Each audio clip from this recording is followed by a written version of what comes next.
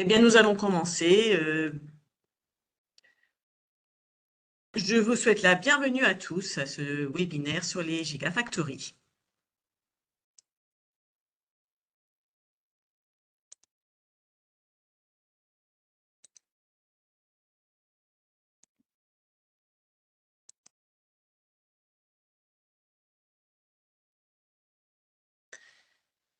Alors, bienvenue à tous.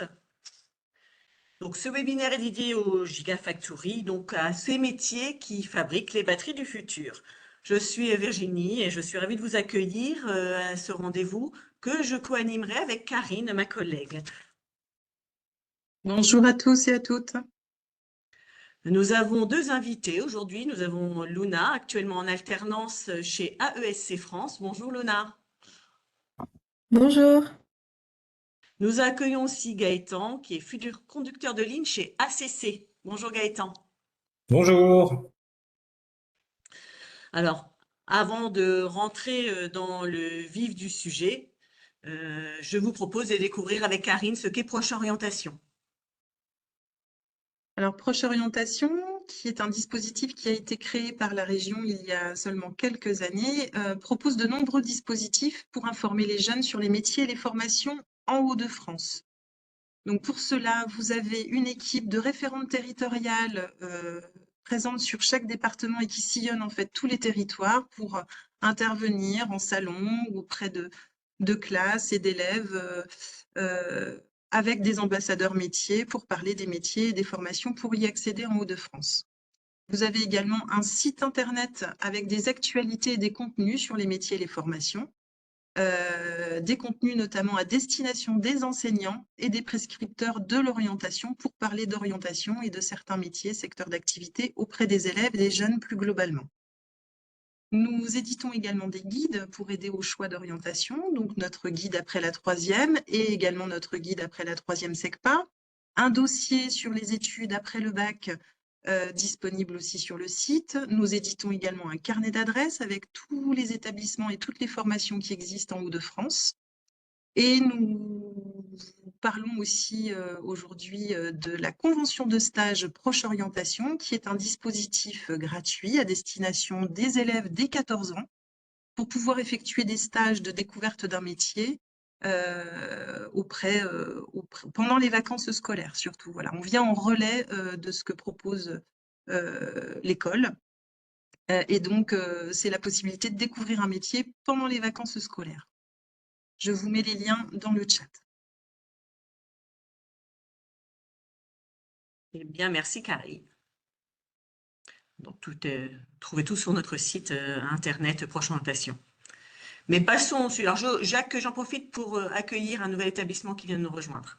N'hésitez pas à mettre vos coordonnées dans le chat et à poser des questions, on les relaiera.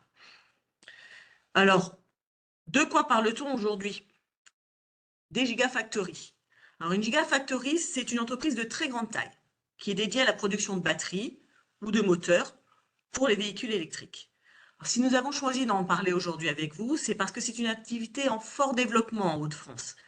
Notre région, en fait, est classée première région automobile de France en production de véhicules. En Hauts-de-France, on est aussi la deuxième région pour la production de moteurs. Les Hauts-de-France accueillent en fait sur tout leur territoire des nouvelles usines, celles qui fabriquent et recyclent ces batteries et ces moteurs. C'est toutes ces batteries toutes ces usines vont nous permettre de construire en très grosse quantité tous les composants qui vont être essentiels à nos vélos électriques, nos trottinettes électriques, aux bus, aux camions, tout ce qui devient électrique aujourd'hui. En fait, c'est la mutation électrique de l'industrie. Et cette mutation, en fait, elle va créer beaucoup d'emplois, et elle crée déjà beaucoup d'emplois directement dans des nouvelles usines, mais aussi de manière indirecte chez tout ce qu'on appelle les fournisseurs ou prestataires. Vous voyez un peu ça sur la carte qui est présentée.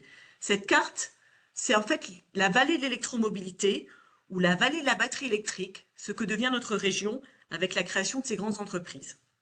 Vous repérez aussi sur cette carte les 5 gigafactories. Alors, il y en a déjà en activité, d'autres en construction.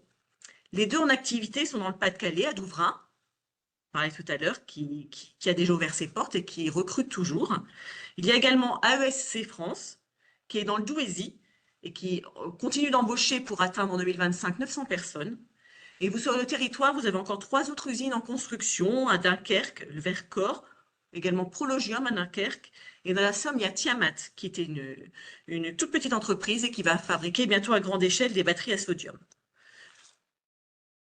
Donc, toutes ces usines modernes participent vraiment à la transition écologique. Parce qu'elles innovent et ont des procédés très innovants de fabrication. Au sein de ces usines, en fait, il y a différents métiers. Il y a des métiers pour les ouvriers qui vont effectuer plutôt des opérations de production. Il y a des métiers pour les employés, pour des tâches plutôt administratives ou alors en support aux productions. On a les techniciens qui ont plutôt pour mission de faire évoluer l'outil ou réparer, par exemple, l'outil de production. Et on a les cadres qui, bon, en plus des décisions, sont plus souvent en charge du développement des produits, de la gestion financière, des RH. Donc, vous voyez concrètement, ces gigafactories, elles recrutent de bac -3, on peut dire, jusqu'à bac +8, sur un certain nombre de métiers. Tout cela, on va l'illustrer avec nos 2 témoins.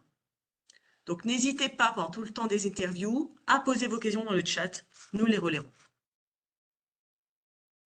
Je me permets également, j'ai mis le lien donc vers le site Proche Orientation directement où vous atterrissez sur les formations et la filière des batteries électromobilité également. Donc, du coup, pour commencer cette illustration, je propose de donner la parole à Luna, qui est étudiante en ressources humaines et qui va nous partager la réalité des gigafactories. Donc, rebonjour Luna.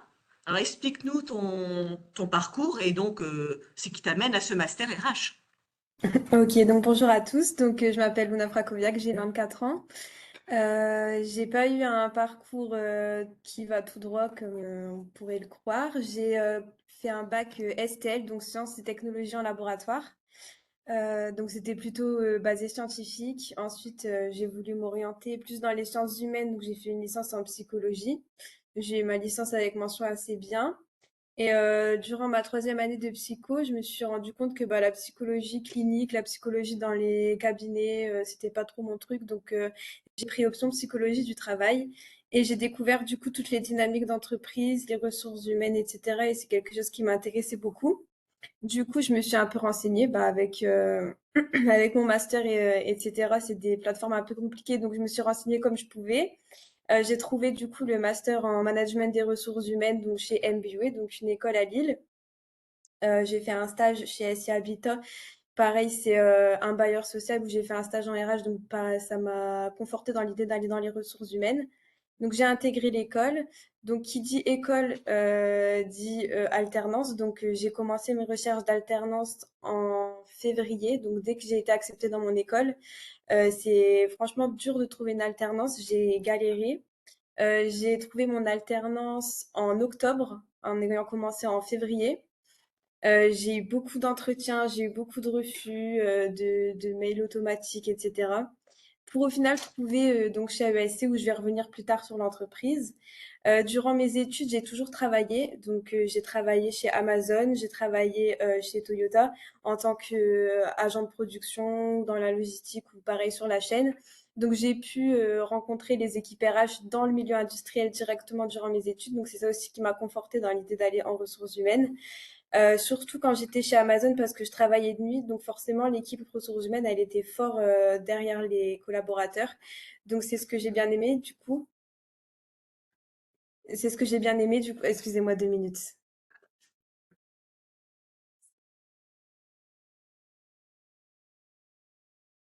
Et vous voyez la réalité, Luna, elle est en poste, elle est en alternance, elle est en entreprise, elle fait à la fois professionnelle étudiante. C'est formidable de savoir jongler comme ça déjà. Excusez-moi, hein. Je suis désolée. Vas-y, continue Luna. Ok. Et du coup, j'en étais où? Donc, j'ai découvert le milieu des ressources humaines, donc en entreprise. Donc, pareil, j'ai bien aimé. Et en fait, dans le milieu industriel, les ressources humaines, elles sont vraiment derrière le collaborateur. Et ce que j'aimais bien, c'était qu'ils mettaient beaucoup le doigt sur le bien-être, etc. Comme c'est des milieux un peu compliqués, on pourrait croire que c'est compliqué parce qu'il y a des exigences physiques, des exigences psychologiques, des dynamiques d'équipe, etc. Donc, ça m'a motivée à continuer dans l'industrie. Donc, j'ai vu une annonce sur LinkedIn, AESC France recrute assistante RH. J'ai postulé, j'ai eu 3 entretiens. J'ai validé mes 3 entretiens. J'ai commencé en octobre, donc école plus entreprise. Donc, je connaissais pas non plus énormément les Gigafactory avant d'intégrer AESC. Donc, j'ai découvert du coup depuis octobre. Et c'est un domaine vraiment qui m'intéresse beaucoup et je pense qu'il intéressera beaucoup toute la jeunesse en fait parce que c'est un secteur qui est très innovant. Déjà, de par la transition énergétique, je vais présenter un peu AESC pour que vous compreniez un peu la transition énergétique. En fait, AESC, c'est une entreprise qui a été créée au Japon en 2007. Donc, elle a été créée au Japon et elle s'est un peu déployée internationalement. On a des usines en Espagne, on a des usines en Angleterre, aux États-Unis, en Chine, etc. Et il y a 2 ans, on s'est implanté en France. Donc, on fait des batteries électriques pour Renault. Donc, Renault, c'est notre principal client. À l'avenir, on cherchera à avoir plus de clients, mais pour le moment, Renault, c'est notre principal client. Et du coup, on est basé juste à côté de Renault, à Lambré-les-Doués. On est voisins d'usine. Donc, on produit pour eux et en même temps, on va envoyer directement les batteries donc, dans leur usine à côté, donc la proximité. C'est un environnement du coup qui est innovant et technologique parce que on fait partie de l'industrie 4.0, donc forcément les lignes elles sont complètement automatisées, donc innovance, donc secteur transition énergétique. Il y a beaucoup de métiers. Il y a une diversité incroyable de métiers. J'en parlerai un petit peu plus tard. Chez AESC, on travaille beaucoup avec Douai Agglo, le département, etc. Parce qu'en fait, on a un gros ancrage local et en fait, on cherche à recruter directement localement. Donc ça, c'est top aussi. On a ouvert notre campagne de recrutement pour recruter les 350 opérateurs de ligne. Et même ça, si je peux me permettre, Luna, tu dis on, mais ça fait partie de tes missions en Oui, plus. Ça, dans ton oui, alternance, tu exactement. dis on, mais on C'est pourrait ça. presque dire je. C'est toi qui participes Oui. aujourd'hui dans ton alternance à recruter les futurs salariés d'AESC, c'est bien ça? C'est ça, c'est ça. Dans les services ressources humaines, il y a plusieurs postes. Avant de m'intéresser aux ressources humaines, je savais pas du tout les autres postes qu'il y avait en ressources humaines. Donc, la grosse partie de ressources humaines, c'est le recrutement. Comme on a ouvert notre campagne de recrutement, c'est vrai qu'il y a un gros besoin de recrutement. Donc, on fait des sourcings, c'est on va chercher sur les différents job boards, par exemple, Hello Work, Indeed, etc., des CV qui peuvent nous intéresser. Ensuite, on fait des préqualifications téléphoniques, donc on passe un coup de fil aux personnes, on pose des petites questions pour voir si le profil nous correspond. Ensuite, il y a des entretiens visuels, etc. Donc, il faut être très, très concentré. Ensuite, il y a le service P, parce que c'est le service ressources humaines qui s'occupe de la paye, etc. Il y a aussi un service formation, parce que dans les Gigafactory, on est beaucoup axé sur la formation et sur le développement en interne aussi des compétences des collaborateurs et aussi un accès bien-être, etc. Il y a les créations de contrats, les ruptures, tout un aspect aussi un peu droit des ressources humaines. Moi, dans mon alternance, je suis assistante RH et communication. Donc, du coup, j'aide pour le recrutement, j'aide pour faire des contrats, pour des ruptures de contrats. J'assure aussi la communication interne en entreprise et externe sur LinkedIn, sur Facebook ou sur le site directement de AESC. Et voilà pour ce que je fais. Donc, pour vous présenter un petit peu de métier dans l'usine. Donc, on a le rôle numéro un, si j'ai envie de dire, c'est les opérateurs de ligne de production. Donc, c'est un rôle clé pour la fabrication des batteries. Donc, ça assemble les cellules sur les batteries. C'est des lignes totalement automatisées, donc il faut connaître les machines. Donc, c'est pour ça qu'on a 7 semaines de formation aussi pour tous les opérateurs qui arrivent. Donc, on les recrute avec France Travail, Pôle emploi donc de Douai. Et ensuite, il y a 7 semaines de formation. Que Euh, concrètement, toi, ça t'arrive aussi d'avoir des relations avec France Travail et avec tous ses oui, partenaires pour recruter. oui, c'est ça. On est en partenariat avec France Travail, directement pour les opérateurs de production. C'est eux qui organisent les réunions d'information collective où tout le monde peut s'y inscrire. Et ensuite, après, il y a des tests MRS, c'est des tests d'aptitude, des tests de logique pour pouvoir bien marcher, enfin, pour pouvoir bien savoir utiliser les machines, etc. Et ensuite, après, il y a 7 semaines de formation. Et après, on intègre directement l'usine parce qu'on ouvre nos premières lignes dans quelques semaines et on aura le SOP, donc la Start of Production, qui sera en mars 2025, donc les 6 lignes qui seront ouvertes. Donc, Ensuite, ça veut dire que oui, allez. concrètement, là, les premières batteries électriques vont bientôt sortir. C'est ça? Concrètement, oui, c'est ça. Et donc, toi, tu auras Ensuite, participé en tant que RH à c'est ça, recruter ceux qui fabriquent les batteries pour les jolies voitures jaunes qu'on voit à l'écran. exactement. Ensuite, on a les techniciens de maintenance. Donc, les techniciens de maintenance, c'est ceux qui vont assurer la bonne fonctionnalité des machines. Donc, on peut y accéder directement, bac+2 en maintenance industrielle, mécanique, etc. Ensuite, bah, il y a les profils ingénieurs. Pareil, dans une gigafactory, il y a énormément de profils ingénieurs. Ingénieur procédé, ingénieur qualité, ingénieur en automatisme. En fait, c'est ingénieur et se spécialiser dans un domaine. Donc ça, c'est à partir de bac+5. Ensuite, il y a les experts en logistique, donc supply chain, etc. Pareil, après un BTS, ça va de bac+2, donc BTS à bac+5 master. C'est pour gérer le flux de matière et les produits finis, etc. Ensuite, il y a tout ce qui est IT, donc IT informatique. Pareil, on peut y accéder à partir de BTS à master. Donc, c'est tous ceux qui vont assurer la bonne gestion de l'informatique, etc., les appareils, les pannes. Et pour opérateur de production, on peut y intégrer directement après un bac. Donc, en fait, ce qui est bien, c'est qu'on peut, comme vous avez dit au début, aller vraiment juste après le bac et après même aller bac+8, doctorat, ingénieur doctorant, etc. Il y a énormément de possibilités de développement et de travail en Gigafactory. Et puis voilà. Donc, en fait, toi, ton travail, c'est d'accueillir tout ça, de recruter toutes ces personnes qui vont pouvoir fabriquer les batteries. Là, vous êtes 250, tu m'as dit 250 salariés à l'ESC aujourd'hui. Donc, toi, tu vas participer à passer de 250 à 900, c'est bien ça en 2025? Ouais, ouais. En fin 2025, on a pour objectif d'atteindre les 900 collaborateurs. Eh ben, donc, plein de métiers, plein de recrutements pour toi. Et puis, C'est ça. et donc, de quoi faire rouler plein de véhicules électriques, en tout cas les Renault, si j'ai bien compris, à l'ESC. Exact, exact, c'est ça. Eh ben, merci beaucoup pour ce témoignage. Bah, merci Est-ce à vous. Surtout, n'hésitez pas à poser vos questions en ligne, on Moi, pourra y j'ai une répondre. petite question directement à adresser à Luna, au service RH d'AESC. Est-ce que vous embauchez donc là des personnes que vous formez, mais est-ce que vous prenez également des apprentis? Est-ce que vous proposez aussi du recrutement par apprentissage ou par alternance? Alors, pour l'avenir, oui, on va proposer, bah, moi-même, je suis en alternance, donc forcément, on prend des alternants. Dans les bureaux, par contre, plus pour ce qui est sur dans l'usine directement, pour, par exemple, les techniciens de maintenance, etc. Comme l'usine n'est pas encore ouverte et qu'elle est encore en projet, que la start of production n'est pas encore passée, on n'a pas encore de besoin défini. Mais à partir de septembre de l'année prochaine, oui, on va certainement on va récolter tous les besoins de tout le monde et il y aura forcément des apprentissages et des alternances. Merci. N'hésitez pas à poser vos questions dans le chat et je me ferai un plaisir de les relayer en direct. Il n'y a Merci, pas de Camille. questions bêtes. Bon, on va poursuivre, les questions viendront et on les transmettra dans tous les cas.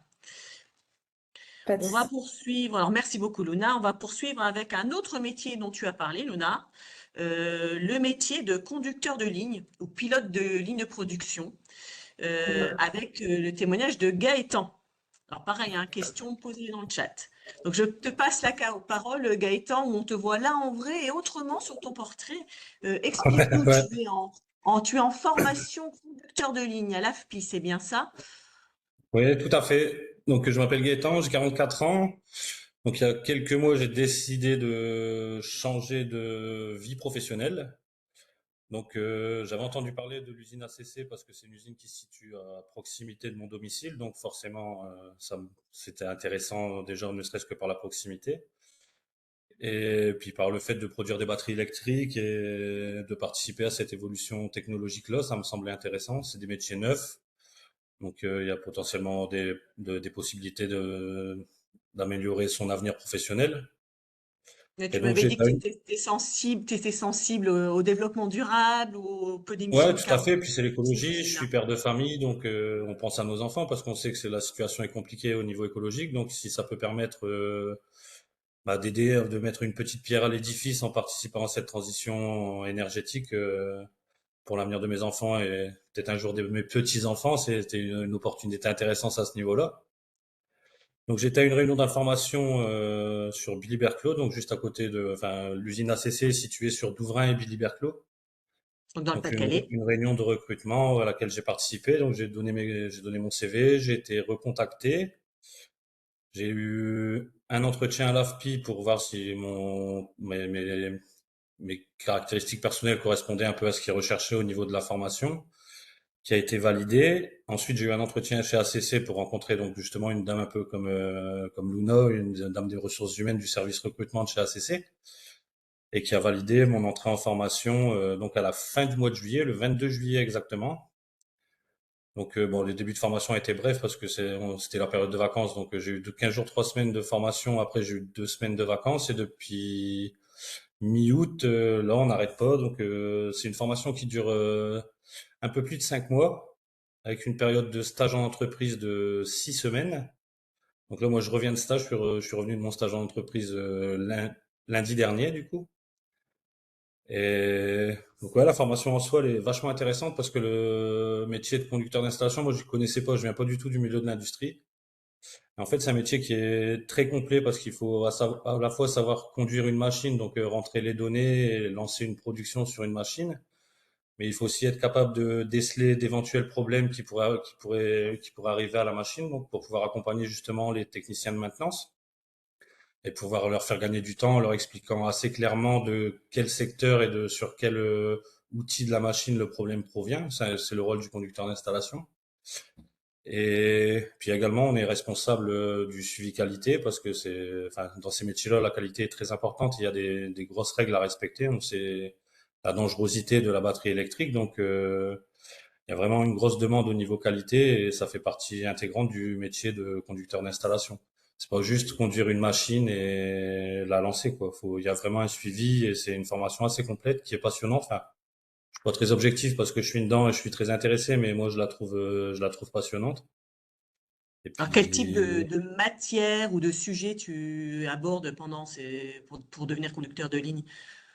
bah, il y a toute une partie assez théorique sur la gestion de production, parce qu'il y a des documents à remplir qui sont certifiés pour la traçabilité aussi de la production. Donc il y a toute une partie gestion de production, communication en entreprise, des termes techniques, et après il y a toute une partie beaucoup plus pratique, donc où on découvre un peu chaque élément qui fait partie de l'installation. Donc il y a la pneumatique, il y a de l'hydraulique, il y a de l'électricité, euh, il y a de Si la je te mets, mécanique. si je te mets cette photo-là à l'écran, est-ce que Ouais, tu peux, je peux. j'imagine c'est ça, donc concrètement quand on est conducteur de ligne, on apprend à faire Euh, fonctionner ce à faire type de fonctionner machine, cette ouais. installation, ouais. Si je me trompe pas, ça m'a l'air d'être le notching. Donc moi en poste, j'étais le secteur juste avant, parce que c'est vachement défini. Il y a toute une partie qui est considérée comme la partie chez ACC, qui est considérée comme la partie chimie.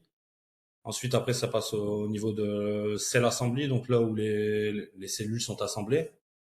Après, il y a le traitement électrique et le module assembly. Donc là, c'est où les batteries atteignent leur forme finale vraiment en fin de ligne.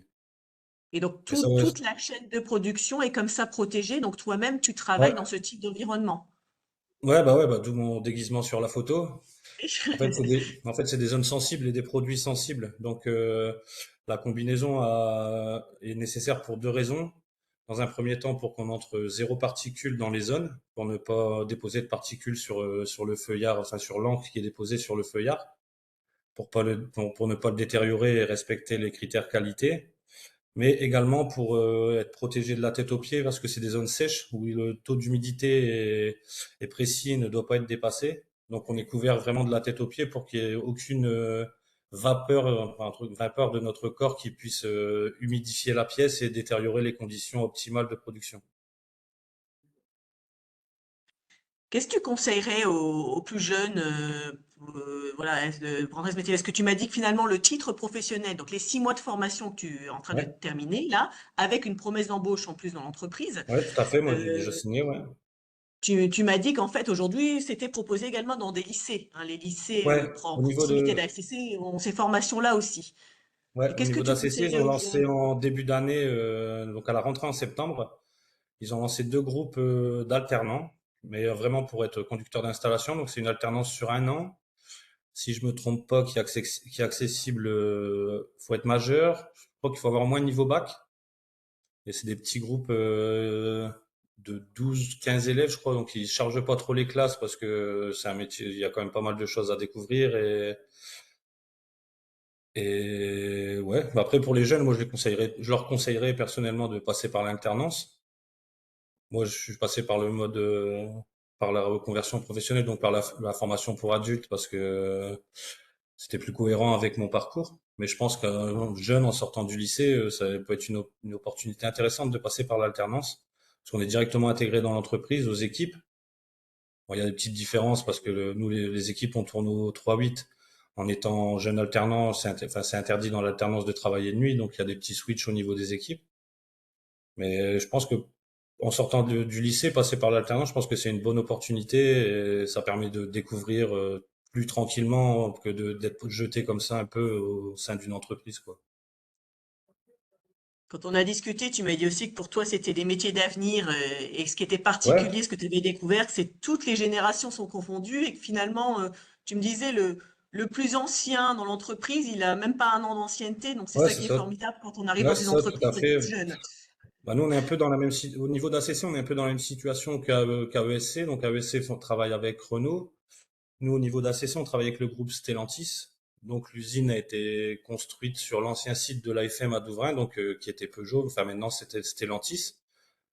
Et du coup, ouais, les premières personnes qui ont intégré, c'est des anciens de Stellantis qui ont été formés sur le site de Nersac, où il y a eu l'usine témoin de ACC, mais qui ont ouais, un an et demi d'ancienneté maximum, quoi. Donc, potentiellement, enfin, moi, dans 6 mois, je serai un ancien. Donc, c'est aussi le côté intéressant parce que on va vite être amené à former des gens, ça va être évolutif, on va pouvoir. Si, je pense que c'est des métiers d'avenir dans ce niveau-là parce que c'est tout neuf. C'est des métiers tout neufs, il n'y a aucune expérience. Le ACC, c'est la première usine en France, peut-être pas en Europe, mais en France, c'est la première usine qui produit de la batterie. En Europe, il ne doit pas en avoir beaucoup. Et ça commence à se développer. On voit qu'il y a pas mal d'usines qui commencent à sortir de terre et à se lancer dans cette production. Donc, dans toutes ces usines, il y aura des places à prendre éventuellement. Et en arrivant rapidement, on sera les premiers, vite les plus anciens et potentiellement des possibilités d'avenir si s'il y a l'évolution attendue au niveau des batteries, quoi. Au niveau d'ACC, il n'y a qu'un bloc qui fonctionne actuellement. Il prévoit d'en créer 2 autres de la même taille et pour produire le même nombre enfin, la même quantité de batteries. Donc, il y aura encore du recrutement et puis des possibilités d'évolution assez rapides dans le temps en étant en condition de s'investir et de se donner la peine d'y arriver, quoi. Merci beaucoup. Je vous en prie. Est-ce qu'il y a des questions pour Gaëtan, Karine? Pas de questions. Nos Alors, participants oui. sont timides ou en On- tout cas les propos sont d'une grande clarté et qu'il n'y a pas de Quand, questions. on vous laisse en tout cas les mettre dans le chat et moi du coup je vais juste poursuivre parce que je vais donc remercier vraiment Gaëtan pour ce témoignage et rebondir Gaëtan sur ce que tu as dit en parlant des formations. Voilà. Je voulais juste vous zoomer très rapidement sur 3 types de formations. Vous avez compris à titre d'exemple puisqu'il y a tellement de métiers dans les Gigafactories, mais pour ces métiers par exemple liés au pilotage de la production, ben, c'est ces métiers qui préparent les réglages, la production, le contrôle des batteries. Vous voyez le type de cursus possible. D'autres métiers autour de la maintenance, que ce soit du bac pro à diplôme d'ingénieur, il y a de la place pour tout le monde. Hein, et là, quand on en fait dans la maintenance, on veille au bon fonctionnement finalement du système. Et autre métier peut-être plus spécifique, on a un petit peu touché du doigt avec Gaëtan, il a parlé de chimie. Dans les gigafactories, on touche aussi à des métiers en rapport avec la chimie, à l'électrochimie. Et là aussi, ce sont des métiers où on va plutôt être entre la relation entre la chimie et l'électricité et optimiser, bah, pareil, le stockage de l'énergie. Hein, c'est un peu ça. Et donc, vous pouvez aller du BTS au bac+8, le doctorat dont vous a parlé Luna tout à l'heure. On peut aller très loin. Dès la seconde, on peut s'orienter jusqu'à bac+8. Donc, il y en a pour tout le monde dans les gigafactories. Pour conclure, pour vous convaincre peut-être encore plus que c'est un secteur intéressant, juste retenez ces 3 bonnes raisons.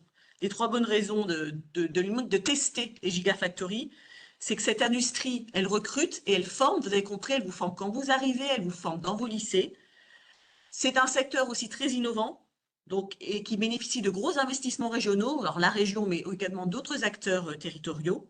Et enfin, ces métiers, vous l'avez compris, et Gaëtan nous l'a aussi rappelé, c'était une de ses intérêts en prenant cette voie-là, c'est qu'ils participent à la mutation électrique de notre industrie, donc qu'elle devienne plus verte. Enfin, pour approfondir, si vous vouliez encore avoir un peu plus d'informations, il y a un dossier disponible pour vous sur le site de Proche Orientation qui est vraiment dédié au Gigafactory, hein. Donc, n'hésitez pas à flasher ou à retrouver sur le site toutes ces informations sur les Gigafactories. En complément, pour les enseignants, j'ai envie de vous dire, n'hésitez pas à vous rapprocher de votre référente territoriale et par exemple de solliciter l'intervention d'un ambassadeur sur ces métiers-là dans votre classe. Pour vous, les élèves, ben, n'hésitez pas à tester ces métiers. Il existe la convention de stage dont on a parlé tout à l'heure. Vos prochaines vacances, eh ben, n'hésitez pas à négocier, à demander 2 jours en Gigafactory, dans des Gigafactory qui sont bien sûr déjà installés pour découvrir ces nouveaux métiers. Ce webinaire arrive à sa fin. Je vous propose de le retrouver en replay sur notre chaîne YouTube avec d'autres sujets. Je remercie une nouvelle fois Gaëtan et Luna d'avoir participé, de nous avoir éclairé sur ce qu'ils font et ce qu'ils feront certainement demain dans leur futur métier. Merci à tous les établissements et les enseignants d'avoir participé. Merci Karine. Je vous donne rendez-vous l'année prochaine. On vous laisse un petit peu de temps. L'année prochaine, au mois de janvier, pour un autre sujet autour des métiers industriels, mais cette fois-ci du nucléaire. Donc, n'hésitez pas à nous rejoindre de nouveau le 21 janvier au prochain webinaire sur les métiers du nucléaire. Nous vous remercions et nous vous souhaitons tous une bonne après-midi. Merci à tous. Au revoir.